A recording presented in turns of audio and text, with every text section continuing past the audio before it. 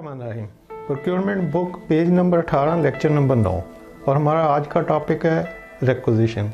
Requisition को indent भी कहते हैं और समटाइम इसको डिमांड लेटर भी कहते हैं। ये वो फर्स्ट लेटर होता है जिसके ऊपर प्रोक्योरमेंट का काम स्टार्ट होता है। लेकिन ये रिक्विजिशन जो है ये अकाउंट्स का डॉक्यूमेंट है, यानी ये अकाउंटिंग के लिए यूज़ होता है। अकाउंट्स वाले इससे क्रॉस चेक करते हैं कि जो चीज़ें डॉक्यूमेंट्स में मेंशन है स्टोर के, क्या वो स्टोर में फिजिकल अवेलेबल हैं। तो बेसिकली ये अकाउंट्स का डॉक्यूमेंट है। जनरेट एंड यूज़र करता है या स्टोर करता है। एंड यूज़र और स्टोर से मुराद है, एंड यूज़र वो बंदा होता है जिसको ज़रूरत होती है किसी चीज़ की। फॉर एग्ज़ाम्पल, मैं अगर किसी कंपनी में बैठा हूँ और मुझे कंप्यूटर की ज़रूरत है जो मेरे पास पहले से नहीं है, तो मैं एक रिक्विजिशन लिखूँगा। यानी ये रिक्विजिशन एक फॉर्म होता है। दो तरह के सिस्टम चल रहे हैं कंपनियों में, या तो मैनुअल होता है या कंप्यूटराइज होता है। आजकल तो मोस्टली कंप्यूटराइज है। तो कंप्यूटर में एक रिक्विजिशन का फॉर्म खुल जाएगा, और अगर मैनुअल सिस्टम है तो फिर वो एक प्रिंटेड फॉर्म होगा जिसका स्पेसिमेन मैं अभी आपको बना के दिखा देता हूँ, और नीचे लिंक में ये पेपर अवेलेबल भी हैं।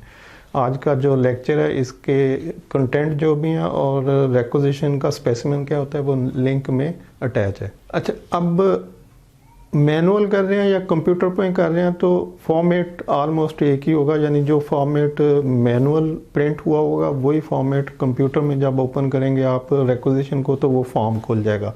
तो आप उसके अंदर वो चीज़ें फिल कर देंगे या हाथ से उस फॉर्म के ऊपर लिख देंगे। मसला है कि या दोनों में कोई कन्फ्यूजन नहीं है। तो एंड यूज़र से मुराद है वो बंदा जिसको किसी चीज़ की ज़रूरत है, यानी जिसने उस चीज़ को यूज़ करना है। एंड पे जो बंदा, एंड से मुराद है आखिरी बंदा जिसको उस चीज़ की ज़रूरत है। तो एंड यूज़र वो बंदा जिसको ज़रूरत है। तो जिसको भी ज़रूरत होगी वो अपनी उस ज़रूरत को उस रिक्विजिशन के ऊपर लिखेगा कि उसकी डिस्क्रिप्शन क्या है, स्पेसिफिकेशन क्या है, क्वांटिटी कितनी चाहिए।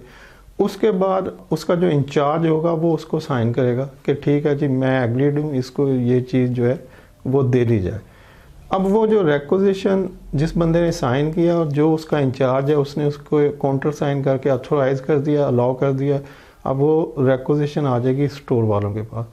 स्टोर वाले या तो वो चीज़ जो उसको रिक्वायर्ड है, जो पेपर के ऊपर रिक्विजिशन के ऊपर लिखी हुई है, वो उसको इशू कर देंगे, मतलब स्टोर में से निकालेंगे। स्टोर का मकसद यही होता है कि वो सब ज़रूरत की चीज़ें जो लोगों को चाहिए उस कंपनी के अंदर वो सब स्टोर में अवेलेबल हों, और जब भी किसी को ज़रूरत हो उसकी ज़रूरत को फौरी पूरा कर दिया जाए। अब स्टोर वाले वो रिक्विजिशन अपने पास रखेंगे और उस चीज़ को इशू करके उस बंदे को दे देंगे।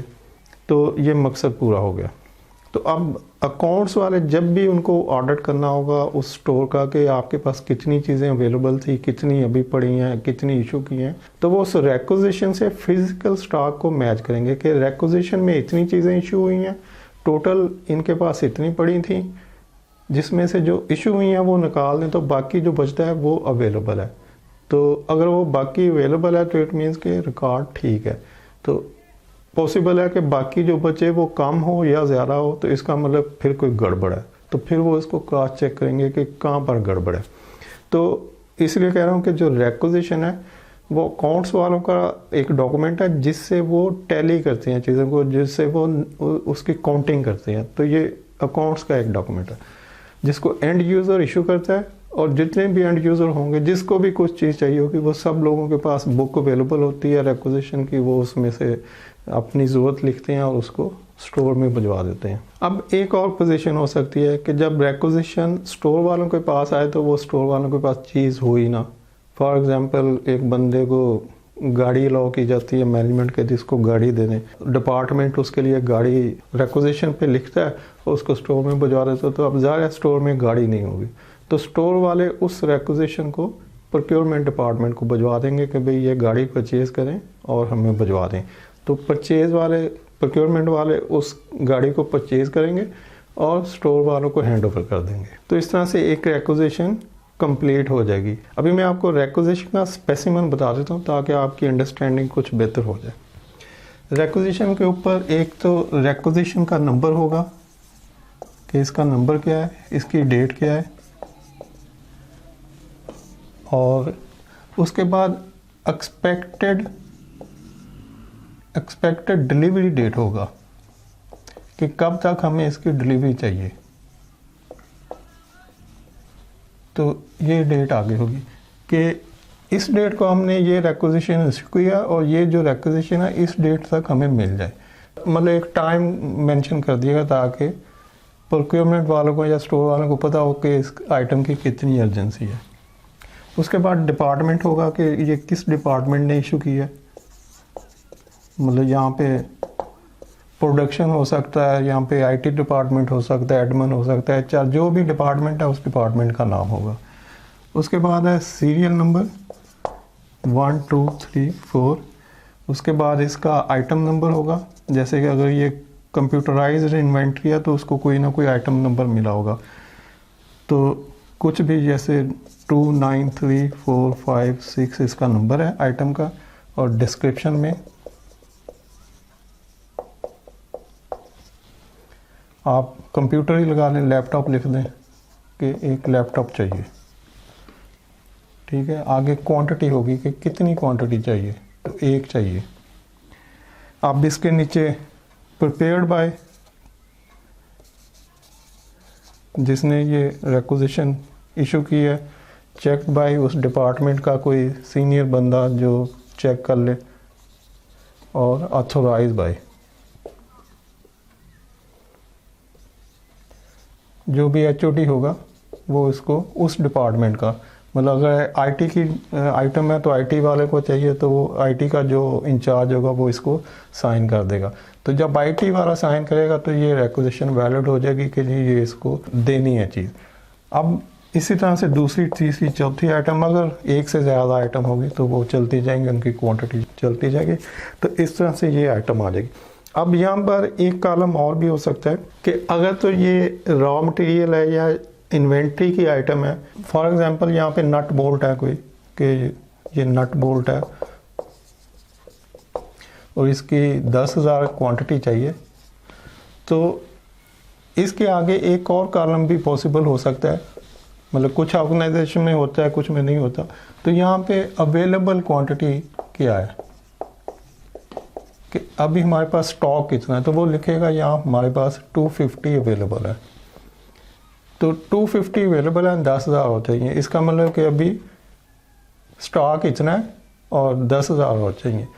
तो समटाइम एक एडिशनल कॉलम होता है जिसमें जो स्टॉक में अवेलेबल क्वांटिटी होती है वो भी लिखी होती है। तो ये एक जनरल सा रिक्विजिशन का स्पेसिमेन है और नीचे लिंक में भी एक स्पेसिमेन दिया हुआ, उसको भी आप देख लीजिएगा। तो रिक्विजिशन प्रोक्योरमेंट में आने वाला वो फर्स्ट डॉक्यूमेंट होता है जिससे प्रोक्योरमेंट का काम स्टार्ट होता है, बशर्ते कि वो प्रोक्योरमेंट डिपार्टमेंट में आए। हो सकता है कि वो स्टोर के एंड पे ही क्लोज हो जाए। अगर स्टोर में उसकी इन्वेंट्री अवेलेबल है तो फिर वो स्टोर से इशू हो जाती है, अदरवाइज़ वो प्रोक्योरमेंट के पास आ जाएगा। लेकिन यहाँ पे एक कन्फ्यूजन आप दूर कर लें कि अगर स्टोर वाले अपनी इन्वेंट्री में से उस रिक्विजिशन को पूरा कर देते हैं तो उसके बाद स्टोर वाले मंथली एक डिमांड देते हैं, यानी ये रिक्विजिशन मंथली स्टोर वाले प्रोक्योरमेंट को देंगे। चूँकि ये उसकी इन्वेंट्री आइटम है, वो स्टोर में अपने स्टॉक में रखते हैं, तो वो अपने स्टॉक को मेंटेन करने के लिए मंथली एक रिक्विजिशन प्रोक्योरमेंट को देते हैं कि हमें ये चीज़ें इतनी इतनी चाहिए, और वो एक ही दफ़ा मंथली परचेज़ कर ली जाती हैं और उसके बाद स्टॉक में स्टोर में पड़ी रहती हैं, और जब भी किसी को ज़रूरत होती है तो उसमें से वो इशू होती रहती हैं। तो रिक्विजिशन बहरहाल प्रोक्योरमेंट के पास आएगी, बेशक वो एंड यूज़र की हो या स्टोर वालों की हो। उम्मीद है आप समझ रहे होंगे कि अगर तो एंड यूज़र की रिक्विजिशन स्टोर में आके वहीं से पूरी हो जाती है, वो चीज़ स्टोर में पड़ी है, तो वो रिक्विजिशन वहीं पे क्लोज हो जाएगी और आइटम एंड यूज़र को इशू कर दी जाएगी। और उसके बदले में मंथली एक पूरे माह की एक रिक्विजिशन स्टोर वाले खुद बनाएंगे उन आइटम की जो कि उन्होंने अपने इन्वेंट्री में रखनी है अगले एक माह के लिए, क्योंकि वो जो चीज़ें वो निकाल रहे हैं अपने स्टॉक में से, वो चीज़ें उन्होंने अपने स्टॉक में वापस भी मंगवानी है। तो उसके लिए वो एक माह की पूरी क्वांटिटी एक ही दफ़ा मंगवा लेते हैं और उसकी एक ही रिक्विजिशन करेंगे, प्रोक्योरमेंट को बजवाएंगे और वो सारी चीज़ें आके स्टोर में पड़ी रहेंगी। अब स्टोर वालों को जैसे जैसे कोई बंदा रिक्विजिशन बजवाएगा वो उसमें से इशू करते जाएंगे। तो रिक्विजिशन बहरहाल हर हाल में इशू होती है, हाँ वो एंड यूज़र से स्टोर तक हो या एंड यूज़र से स्टोर और स्टोर से आगे प्रोक्योरमेंट की तरफ हो। उम्मीद है आपको इन्फॉर्मेशन मुफीद लगेगी। वीडियो देखने के लिए शुक्रिया। अल्लाह हाफ़िज़।